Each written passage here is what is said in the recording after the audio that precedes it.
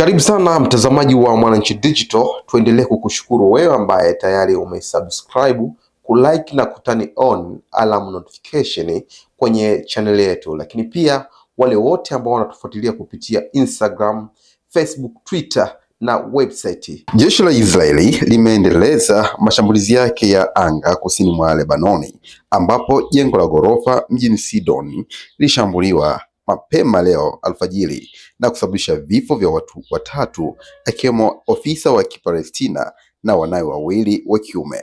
Taarifa hiyo ni kwa mujibu wa vyombo vya usalama vya nchi hiyo. Kwa mujibu wa Al Jazeera, chanzo cha usalama nchini Lebanoni kilibainisha kuwa ndege za Israeli zilitumia makombora mawili kulilenga jengo hilo moja kwa moja na kuliteketeza kabisa. Mashambulizi hayo yameelezwa kuwa ni sehemu ya ongezeko la mvutano wa kijeshi kati ya Israeli na makundi yenye silaha nchini Lebanoni. Aidha, ripoti zinaeleza kuwa ndege za kivita za Israeli pia zilishambulia eneo la Ras al-Nakra kusini mwa Lebanoni na kuharibu nyumba moja.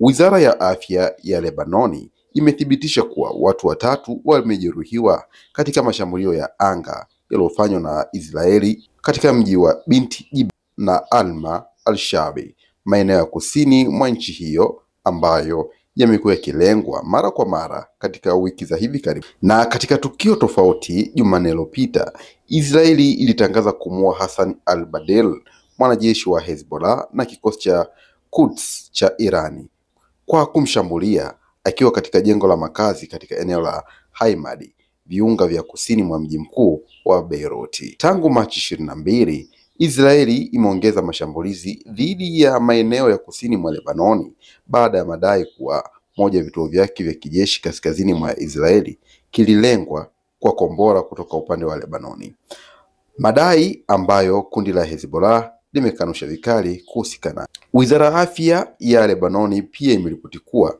mtu mmoja aliuawa katika shambulio lililotekelezwa na ndege zisizokuwa na rubani za Israeli katika mji wa Marub, wilaya ya Tiro, huku watu watano wakiuawa katika shambulio jingine la anga lililotokea Alhamisi asubuhi katika mji mwingine wa kusini.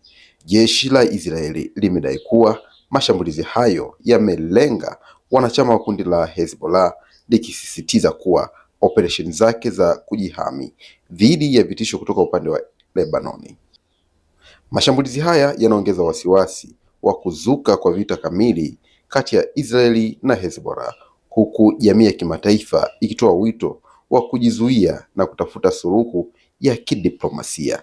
Hii ni Mwananchi Digital, endelea kutufuatilia kupitia platform zetu mbalimbali ili kufahamu mengi yanayoendelea ndani na nje ya Tanzania. Baki nasi.